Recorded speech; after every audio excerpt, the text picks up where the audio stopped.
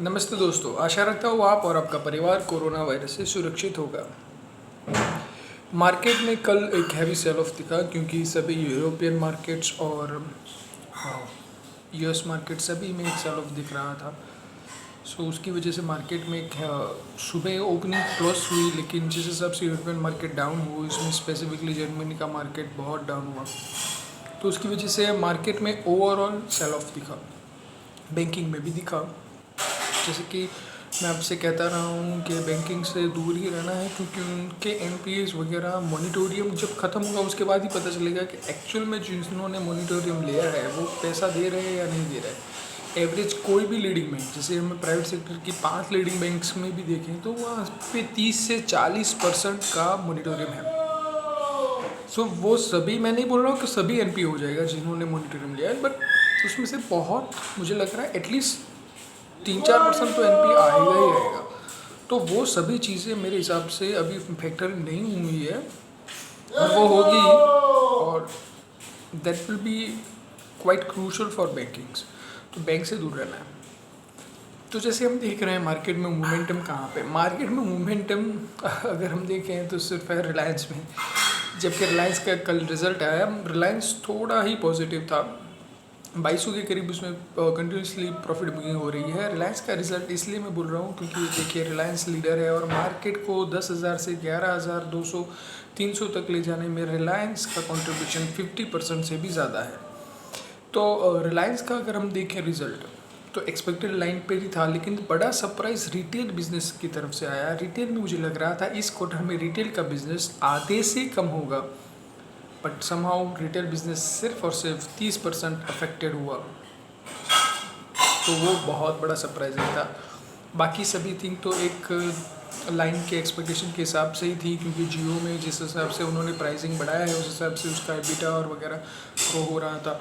लेकिन यहाँ से जियो का एबिटा और ज़्यादा ग्रो होने का चांसेस कम है, क्योंकि उसका जो क्लाइंट एक्विजिशन है, यानी कि जो क्लाइंट वो अपने सिस्टम में ऐड कर रहे हैं, उसका स्पीड काफ़ी कम हो चुका है, और प्राइसेस में अभी बहुत ज़्यादा बढ़ाने का चांसेस नहीं है। अभी अगले 6 और 12 महीने तक मेरे हिसाब से कोई कंपनी प्राइसेस बढ़ाने का जोखिम नहीं लेगी।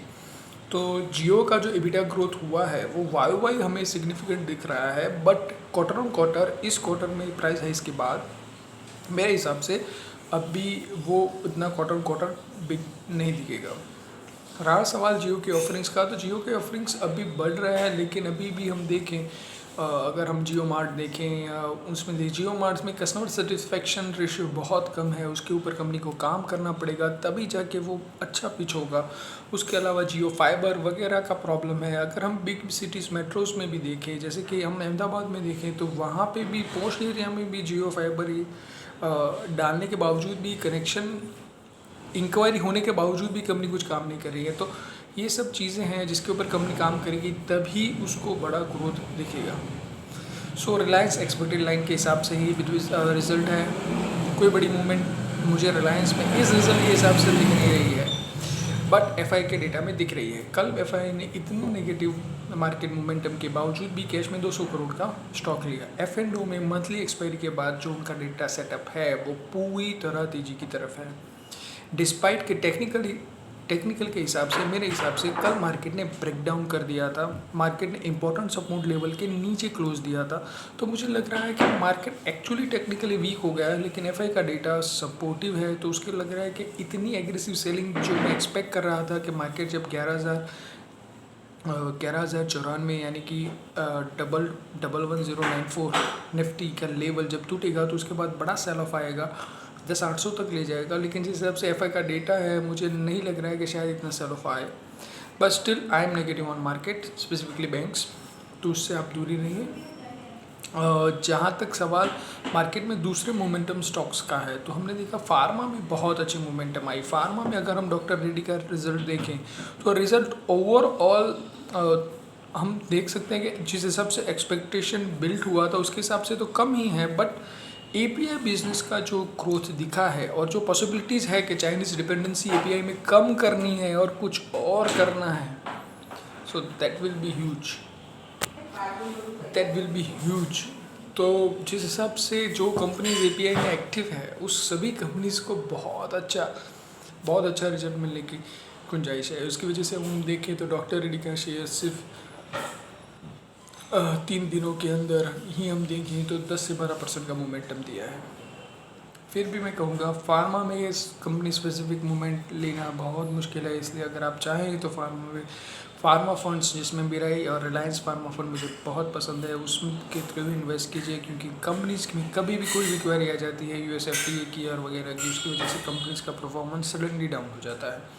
अगर कोई कंपनी लेनी है फार्मा में, जो मुझे अंडरस्टैंड हो रहा है वो है कोरोना वैक्सीन का सबसे बड़े प्लेयर क्लेक्सो सनोफी और फाइज़र है। क्लेक्सो और सनोफी ने ग्लोबल मर्जर किया है कोरोना वैक्सीन के लिए, सो इसलिए मुझे लग रहा है कि सनोफी या क्लेक्सो में एक ही लेना चाहिए, जो मेरे हिसाब से क्लेक्सो ले सकते हैं और फाइज़र।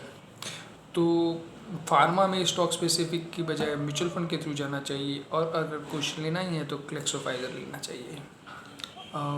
मार्केट नेगेटिव होने की वजह से आईटी में भी मोमेंटम दिख रहा है। हम आईटी के स्टॉक्स टीसीएस को देखें, इन्फोसिस को देखें, विप्रो देखें, वो कंटिन्यूसली 52 वीक हाई लगा रहे हैं, क्योंकि सबको यही है कि जो कंपनीज कोरोना की वजह से कम इम्पेक्टेड है, जिसका कैश फ्लो अच्छा है, उसकी तरफ ही जाइए। अल्टीमेटली मार्केट उसी थीम को पकड़ रहा है जो मैं आपको बार बार अपने वीडियो के जरिए बता रहा हूँ। मेरे स्टॉक लिस्ट में सभी कंपनीज इसी हिसाब से ही चुनी गई है। मेरे स्टॉक्स है पीएससी, एमसीएक्स, आईएक्स, सीडीएसएल, बलरामपुर चीनी। पीएसयूज में मुझे पसंद है बालमल्लौरी, कॉनकॉर, केल। चाइनीज सब्सिट्यूट में पसंद है Sudarshan Chemical, Phillips Carbon. Utilities में पसंद है Adani Gas, Adani Transmission. Auto ancillary में पसंद है सीएट, महाराजा।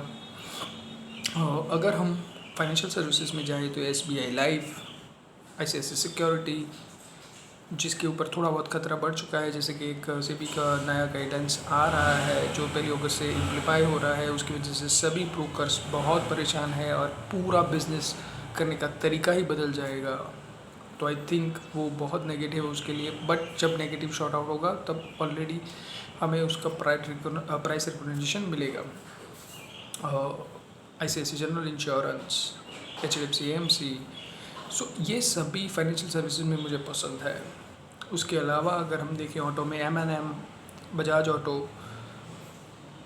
बैंकिंग में जो मेरी अवॉइड लिस्ट में ही है, लेकिन अगर आपको कुछ करना है तो कोटक बैंक और आईसीआईसीआई बैंक।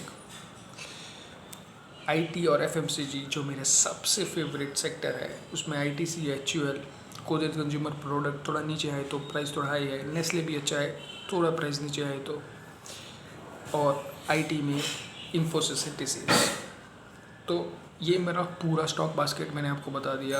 इससे आगे मैं सोच नहीं रहा हूँ, क्योंकि मुझे लग रहा है बहुत वॉलेटिलिटी है, स्टॉक पिकिंग करना बहुत मुश्किल है, क्योंकि किस कंपनी का कितना इम्पैक्ट है और उसके रिजल्ट किस हिसाब से आ रहे हैं वो समझना भी अभी के लिए लेवल में बहुत मुश्किल है।